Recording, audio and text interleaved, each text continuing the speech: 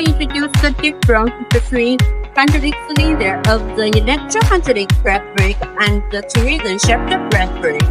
The hydraulic cylinder of the electro-hydraulic brake brake consists of a cylinder body, piston rod, guide ring, and seals.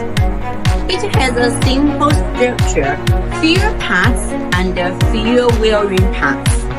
The hydraulic cylinder of the torsion shaft brake brake consists of a cylinder body, a turbine, a worm rod, a spring rod, a nut, a piston rod, a guide ring, and seals.